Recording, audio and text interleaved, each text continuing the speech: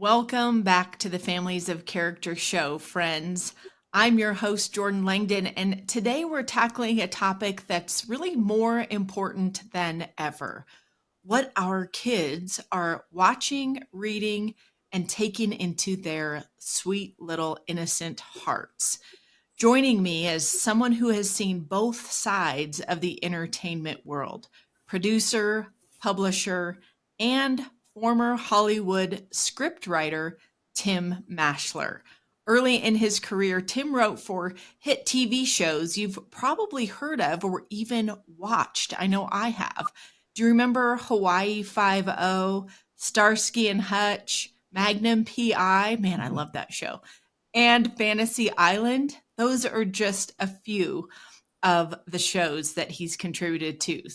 But after a powerful encounter with Jesus Christ, Tim realized the direction of mainstream content and how it was spiraling downward. And he decided to step away from this glitz and glamour of Hollywood to create and really champion media that uplifts, inspires, and honors truth, which we're all about here at the Families of Character show. So today, Tim is here to share his fascinating journey from the bright lights of Hollywood to homesteading in good old Nebraska. He has started producing faith-filled stories that truly form character in the next generation. So, parents, if you've ever felt just overwhelmed trying to find good media, good movies, TV shows, and books for your kids, you are not alone. I think Tim's story is really going to inspire you and empower you to be intentional gatekeepers for your family. And he'll give us some practical advice on how to seek out and support content that actually strengthens your kids' hearts, minds, and faith. So stick around. You won't want to miss this inside look at how you can be a game changer in your child's media world. So welcome to the Families of Character show, Tim Thank you very Maschler. much, and thanks for having me. Yeah, Tim, you spent years writing for some of the biggest television shows, and then had this conversion to Christ and made this major shift in your life. So tell us a little bit, just to get started, what lit the fire in you to really step away from Hollywood and that mainstream entertainment and start creating and writing books and movies that are faith filled that families can enjoy? Well, it didn't happen overnight, Jordan.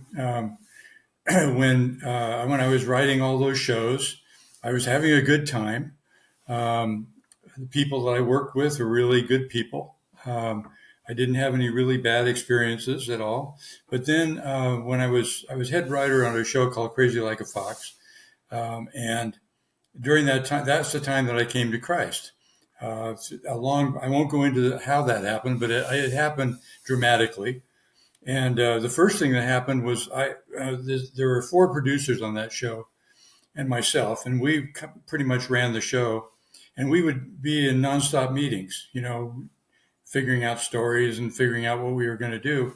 And of course, there was a lot of language that came back and forth in those meetings that I was used to, all of a sudden I couldn't say those words anymore.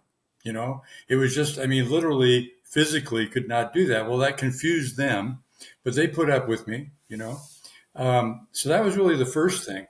Finally, when that show left, I tried for, I'd say several years, trying to kind of inject Christ into whatever shows that I was trying to either write or write or help produce. One of them was a gospel story, Good News. It was a TV pilot for CBS, and it had a strong Christian message. It was a black show with black actors, and this is back in the day now. They were hoping that it would be a counter to the Cosby Show, which was a huge black show back in the day. Anyway, it didn't fly, so I kept trying to do that. And finally, my agent got really frustrated because there were things I was turning down that I used to do all the time, even though they were not bad shows, quote unquote. If they didn't have some kind of a good message for it, I would turn it down. So my agent, as I said, she was happy to stick with me if I could, if I kind of compromised, but I wasn't willing to do that. So anyway, I moved away from that. Took a job. I dusted off my MBA. Took a job in Central LA, giving consulting to minorities in business. And while I was doing that, Melissa, my bride, as you call her, my wife, started writing. Actually, she had been writing for years, but she was writing. And so while I was still working at a day job, I would try to get those works out there. And they were all very much Christ-centered works. For example, Learning by the Book, which is one of Melissa's books, takes all of the academic subjects and shows what happens when if you take God out of language arts, let's say, or creative arts, what happens? It leaves a void, and something has to replace that void. And we know just by what's happened in education what has been replacing it, whether it be public school, private school, wherever. If it isn't really God-centered, it's man-centered. And so that's what this book was all about. We self-published that book. Melissa kept writing.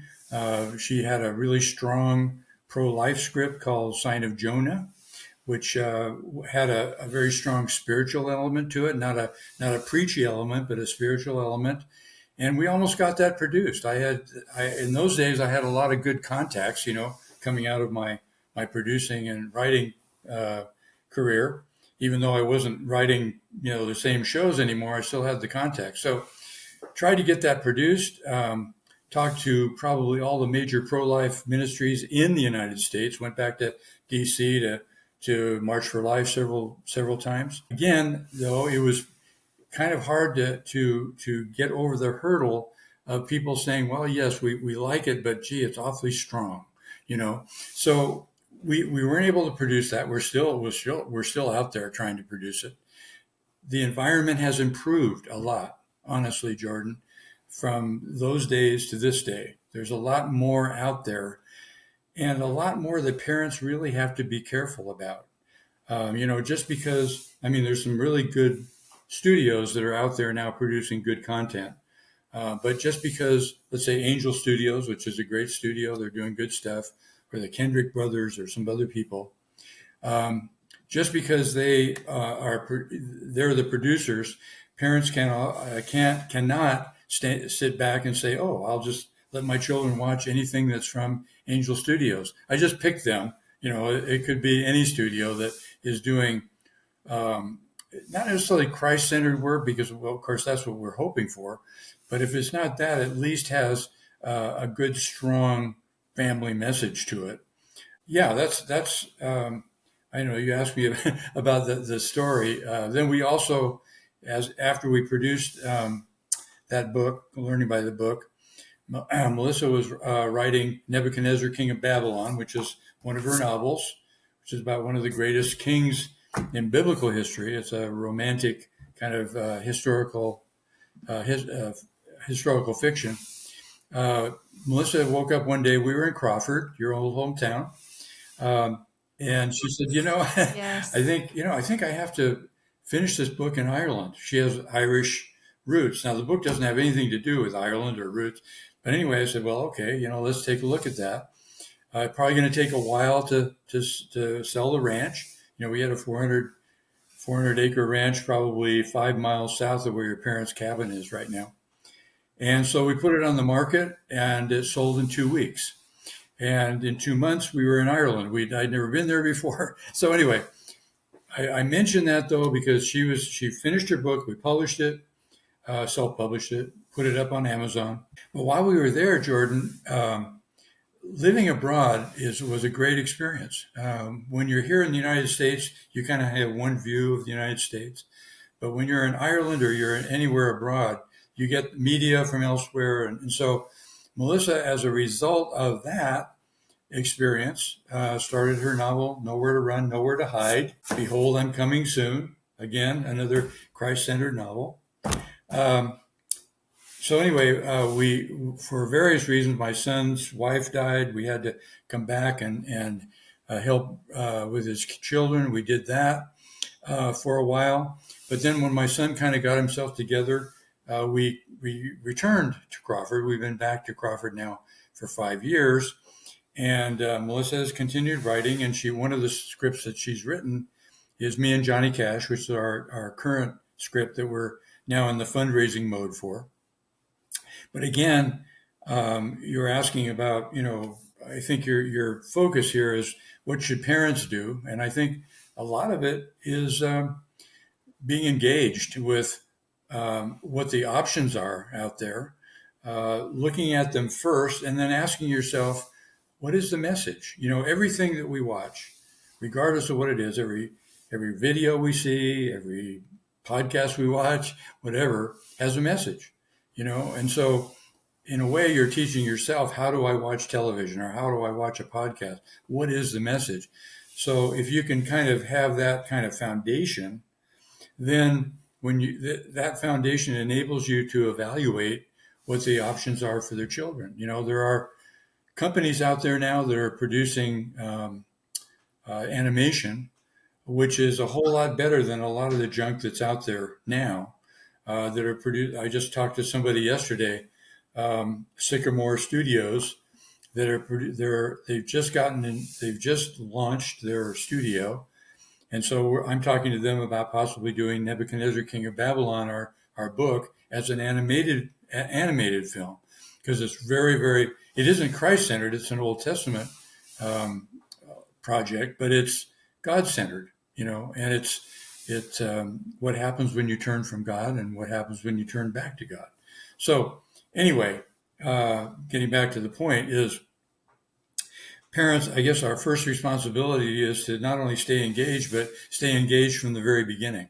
So you know what the options are. And then when you sit down with your children and watch something together, then you can talk about it. You can talk about how it relates to God, how it relates to the church you're going to, how it relates to what's going on at school, everything. And so you give your children that kind of foundation, then they carry that into their own ecosystem, their own world. And hopefully, as they mature, that stays with them and they can teach their children and their children's children. So that's, Yes, I have to jump in and tell you a story. So just recently, last weekend, actually, um, uh, my kids and I were looking for a good quality show to watch, and we pulled up a particular new movie that was just released on Netflix. And I'm not even going to repeat the name because it's not worth watching because it was so bad and so wrong.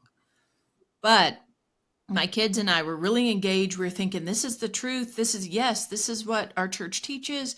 Yep, this is good. This is great acting. And then all of a sudden, there was this huge plot twist. And you could tell right there, that's where kind of evil had entered the screenplay and twisted it, got it totally wrong. But if you continued watching it, you might really believe this line in the movie that distorted the truth. And so once I realized that as I was watching it with the kids, and the kids were even like, they looked at me, they're 10 and 13, and they look at me like, is that right? That's not what we believe. And I said, this is not right. This is way off. And we're going to stop watching right now. So then it drummed up a conversation with their dad later too. He said, "What were you watching? And tell me about it." And the kids started talking about it. And it was beautiful to see how they recognized, because of their foundation of faith, that Hollywood got this one wrong, and it was it was kind of disturbing to them at the same time because they want to believe what they yeah, see, and so to go, whoa, somebody could get that so wrong, yet everyone else who's watching it who may not be of the same faith would believe that and then make judgments upon our church like that. That really blew their mind. So I love your um, advice about how, parents, we are to be the gatekeepers of media that our kids consume, and that if we can't, preview it totally before our kids watch it or read it, it's really important that we at least sit with them, do a read Mhm. aloud if it's a book, or watch it with them so that we can catch these things and we can stop and have conversations with them about Definitely. this Well, stuff. and it even extends to schools that they may be in, whether they're Catholic schools or Christian schools or public schools. Public schools is pretty easy because they're godless. They don't have, basically, public schools don't have God anymore. And so they're on the totally wrong foundation. But Melissa's movie, for example, Melissa stays a good part of the year now in California, taking care of our grandkids. And maybe half the year she's there, and so she has a really good feel of what's going on. There, two of them. One of them is in Catholic school, and two of them are in a Christian school, and they all sound really good. When you see on the internet what they're doing, they're strong schools. But when you're really close to the kids, you really find out what's going on in those schools, and sometimes it's not godly and it's not Christ centered, even though it has the Christian, patina to it. And so, ironically, because that's true of the Christian school that the two girls are in, 17 and 15, that gave rise to Melissa writing Me and Johnny Cash, because the Me and Johnny Cash is a story of a 17-year-old in school, very unhappy. He grew up as a homeschooled kid, and he knows that there's something wrong in that school. And so his dad challenges him. He said, well, you know, uh, can you just stand for Jesus Christ in all of your dealings with your teachers? And he's a Johnny Cash. He loves Johnny Cash's music. The boy does. And so his dad gives him a CD of Johnny Cash reading the Old Testament, reading the New Testament rather. And the boy uses that and Johnny Cash's music to start having an impact on his school. He writes puts up a poster of Johnny Cash with some of Johnny Cash's sayings on it, puts them up, or asks his teachers for permission to put them up. And some teachers say, yeah, go ahead. And they love Johnny Cash. And then you have teachers that don't want any part of that. They don't want any part. Well, Johnny Cash is a drug addict, and the boy says, well, yeah, but he visited prisons. He has a strong Christian message. He brought many people to Christ. Anyway, so that causes a real kind of a problem at the school, because you've got some teachers that don't want any part of this, other teachers that are endorsing it, and the thing goes on and builds until the point where it turns out that the management of the school, which is not true of the true school that Melissa is at, but you find out that there's corruption at the top. And so that's our story. My point of even mentioning all that is parents have got to be, no matter what school you're in, you've got to really be paying attention to what do they read, even if you're homeschooling. That was ironic years ago, because we homeschool our children, and and we have a lot of friends that started homeschooling, and Melissa would offer materials and so forth for them, and sometimes she found that even homeschoolers were introducing material that wasn't necessarily godly. So again, vigilance, eternal vigilance, is really the thing. You have to be active, and it's not an easy thing, but it's important because we're launching these children into life, and hopefully they're going to be launched on the right foundation. Yes. Man, as you were talking about Me and Johnny Cash, that movie and just the script, it's like you're a great storyteller, and I can understand why, the books do well and the films do well, because I'm like, wait, but I want to know the rest of the story. I'm just hanging over here on pins and needles, like, oh, what happens to this boy? And putting posters up of Johnny Cash, and him having an impact on the conversion or reversion of faith, for his teachers, and it just inspires me, because I think as parents we have to influence our children in ways that inspire them to evangelize others in a very natural way. And so when you're talking about Me and Johnny Cash, a boy who goes, whoa, there's some wokeism and some strangeness going on here. my Christian school. And I could be really mad about it and just, refuse to go here, skip school, whatever. But instead, he finds a really clever way to connect with these people, that is on their terms, right? They have an interest in Johnny Cash. They like this music. And so then he uses that to help evangelize them and to really speak to them in their language. And I think as parents, so important for us to model that for our children, that wherever we go, to the grocery store, to out shopping at Costco, or just out and about in our community, speaking to our neighbors, that our kids hear us um, speaking to people in the people's language, right? Because you never bring people to Christ by beating them over the head with the Bible, or by telling them this is what Mhm. you should do, or this is what you ought to do, or you're an idiot if you don't believe. But instead, it's just meeting people where they are. And so I think that's, I don't know the whole script, for me and Johnny Cash, but that's the idea that I'm getting No, just that's hearing that's about good. I'm it from glad you got you. that because that's exactly right. Well, and what happens in the story, of course, is Johnny Cash's persona. He was the man in black. He one of his when he wrote one of the songs actually that's in the movie is Man in Black, and he tells the story that I wear black for all those who have never heard or read the words Jesus said, and that's the poster that the boy puts up, and as this kind of mini war goes on at this school, there are some of the kids also are kind of against it because their parents have been pressuring them to do well. And so you want to play ball. You want to play ball with everything that's happening at school. Whereas some of the kids get it right away, and you have more and more kids start wearing black over the period of this. And so that's the way you dramatize. My point, though, is, and it's really good at what you said a minute ago, is that in this particular situation with Johnny Cash, it's Johnny Cash giving the message. It's Johnny Cash, and his message is really solid, Christ centered. So it's not us, the filmmakers, beating people over the head, with scripture. And yet, coming from Johnny Cash, everyone loves Johnny Cash, and so except some of those teachers that we, but so that's again, it's any way that you can present it that makes sense to a 15-year-old or a 10-year-old or a 17-year-old. We try to do that so that it's entertaining, okay, but still it has that solid message.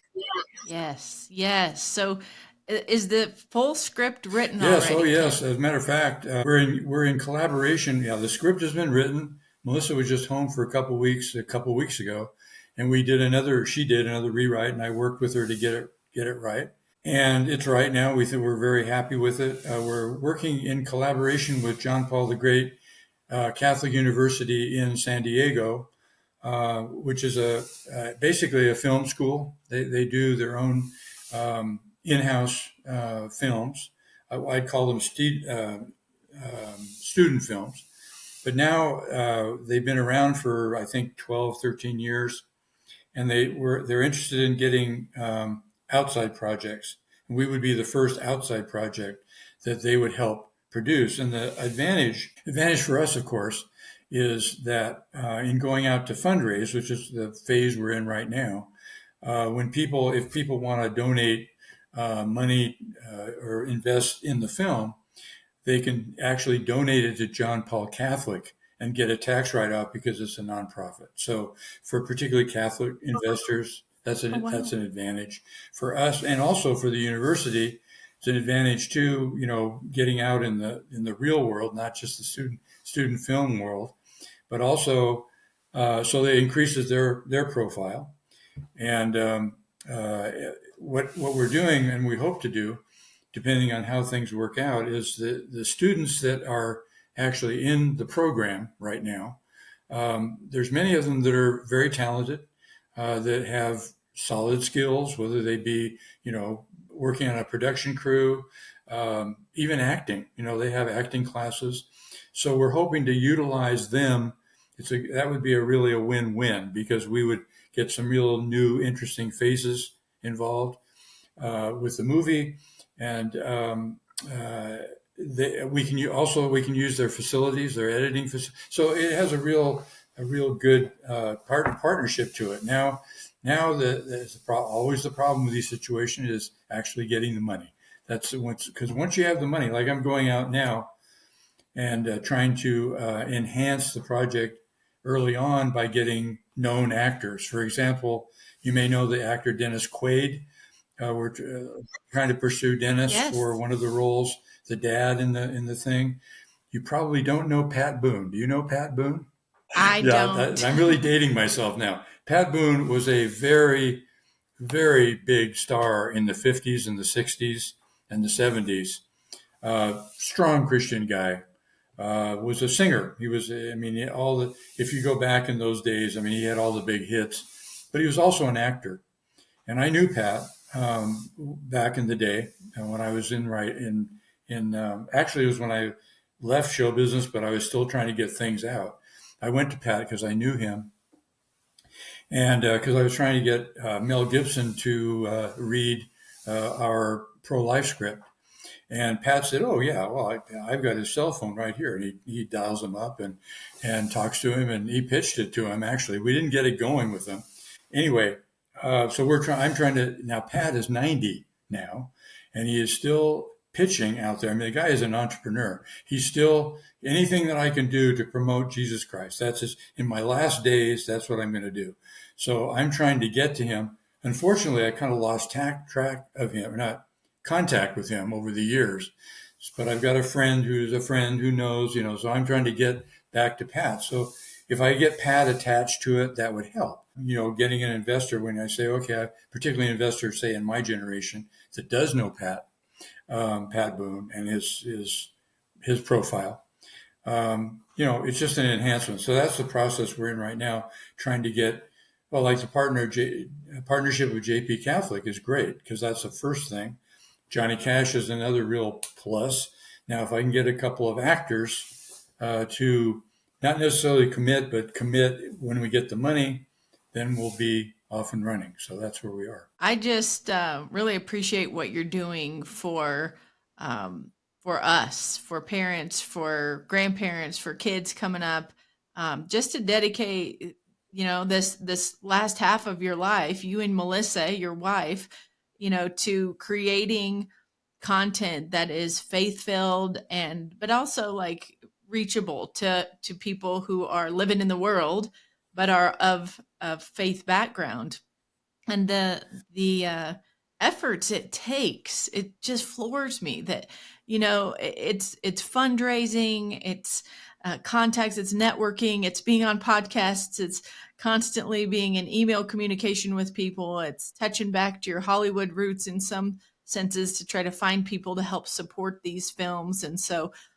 thank you for what you're doing. I mean, I would also ask you to help us understand better just kind of the timeline, or what the how this starts, and then when it hits the movie screen, you know, what are all the phases that something has to go through. I think if parents are listening and they say, "Oh man, my kids are interested in Mm. acting," or "I would love to inspire my children to use their talents for the good, and instead of running to Hollywood or to New York City, that to couple up with John Paul the Great Catholic University or other Mm-hmm. great film studios who are producing Christian stuff." What is kind of the process? It's Yeah, no, well, interesting to me. it's for just speaking first to what you were saying about uh, parents, because there are parents out there that have really talented children, and the glitz and the glam of Hollywood is out there.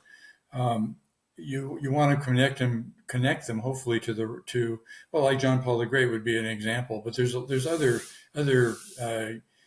universities and so forth. But a lot of it, because this question comes up now with Christian filmmakers quite a bit, and really what many are saying is to not only be careful about where your children might might go as far as a university or a film school or whatever, to make sure their foundation is right. But just you know, the process is so difficult, as you say. You start out. I'll talk about that in a minute. And I'll come back to that point. Is you start out and you have a script. The most important thing is having a script. And so, what many of the filmmakers now are saying to people is look for a really good script that you're really is right. So and if you can be a content creator, that's even better. Let's say you have a young boy or girl who wants to be an actor, and yet they have some writing abilities. Have them write a script that they know is right. So it's because content is king. It's all about what the content is. It isn't who makes it. It isn't who's in it. It isn't anything like that. It's what is the message. So if you can encourage children to be or aspiring actors or aspiring directors or aspiring producers to be a content creator, that's a good way to go. Now, as far as the process is concerned, getting a good script is the absolute first thing you've got to have. But it's only the first step. As a good producer friend of mine says, all the trouble and all the hardship and the heartache that you go through writing a script, that's the easy part. And it's hard to even believe that because it's really hard to get a really good script. Melissa can tell you, I can tell you. But anyway, so you got the really good script. Then you have to find partners that, like we found JP Catholic, because our project isn't a Catholic project, and many of JP Catholic's work doesn't necessarily have a Catholic stamp to it. Are you still with me, Jordan? Oh, okay. Everything Yes. changed on my screen, so I don't Yes. know what happened there. Um, anyway, Oh, so I'll okay. just keep going. Yeah. Sure. So you've got a good script. Then you try to enhance that script with uh, talent, people that'll be interested in maybe making it. And then it's just beating the bushes. It's getting out there, talking to people. Like right now, I'm trying to find high net worth individuals, people that could invest in a film.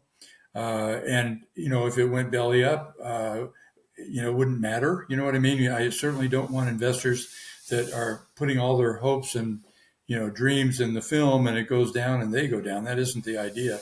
Trying to find people that resonate with the message, but that also can see that it's a good possible moneymaker. We think this is mainly because of Johnny Cash. Um, Johnny Cash's music, Johnny Cash's persona. There's so many people that love him that we're hoping that they'll see that. I mean, he's a worldwide phenomenon. He really is. So um, so that's the fundraising phase, and you get the money. Once you get the money, it's a lot easier to attract a director, attract good talent. You do that, and then you're off and running. It's pre-production. It's getting everything ready to go. Your crews and starting to even promote ahead of when you're doing it, what you're doing, particularly now in social media and elsewhere. You get the word out there, and then you go into production and do the film. And then after that, while you're doing all that, there's a big challenge of getting distribution, because if you make a film, it's got to be distributed out there. So that's another big challenge. So I'll be going, assuming we get the funds and we get going, I'll be going out to the major film markets where sales agents and distributors go. I'll be out there pitching for them. So that's the long process. Then once you get, a distribution deal, you've done your production, then it goes out and do a lot of praying, and then do a lot of promotion, and hopefully it's a success. Praying and promotion. I love it. You got to That's do the right. two Yeah. together, right?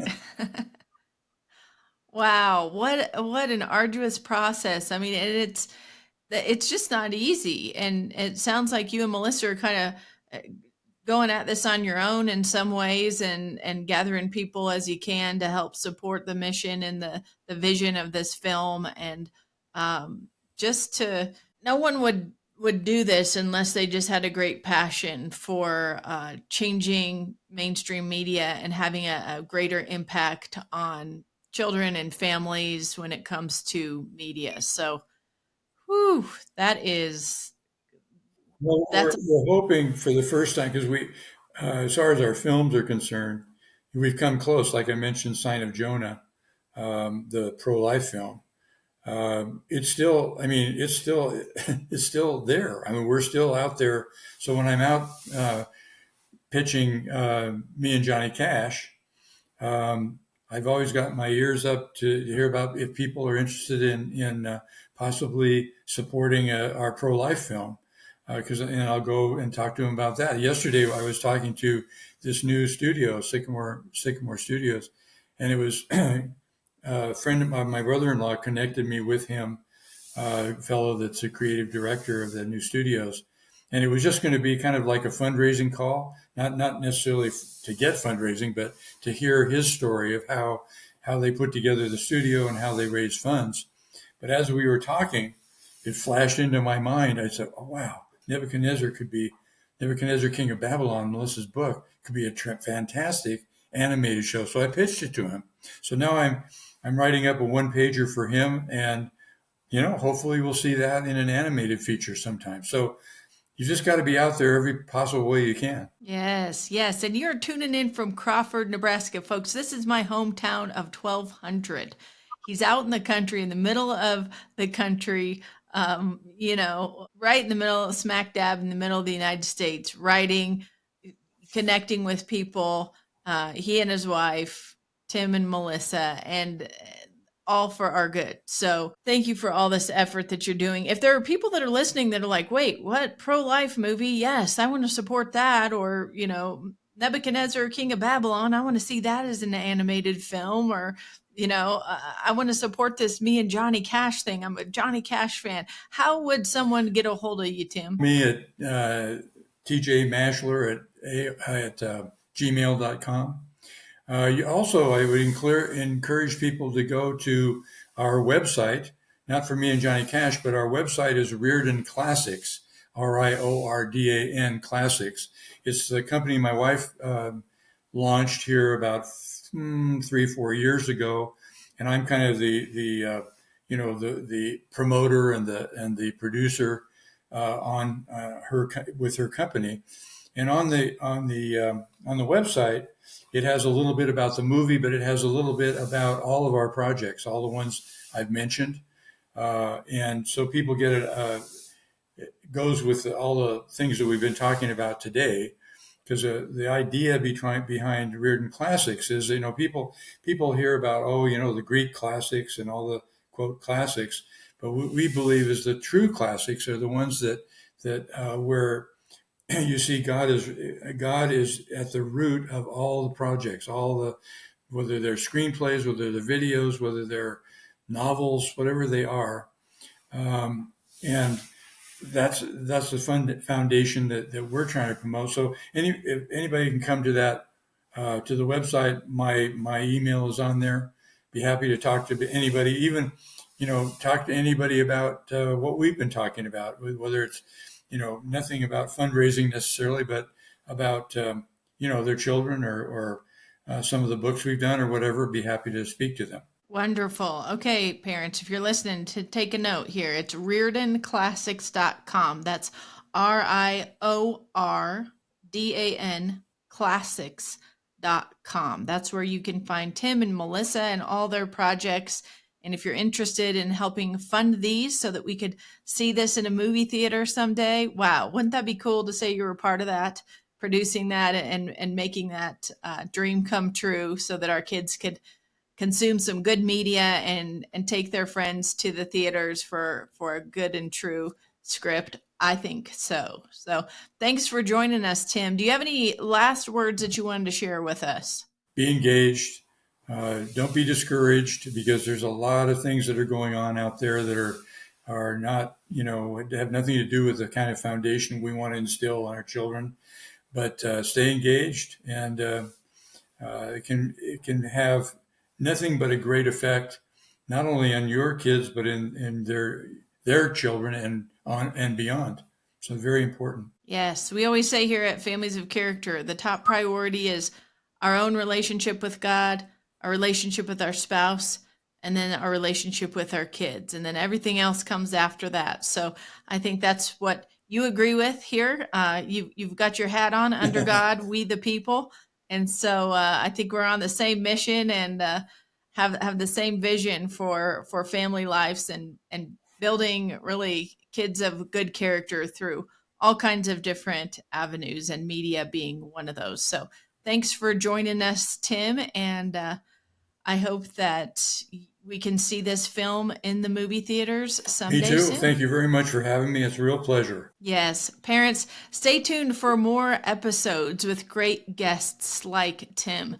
We're going to continue to bring you experts in their field and content that really resonates with you and topics that are relevant for what you're going through in the trenches of raising faith-filled kids in this kind of countercultural world that we're living in. So stay tuned and we'll catch you on another episode of our show real soon. God bless.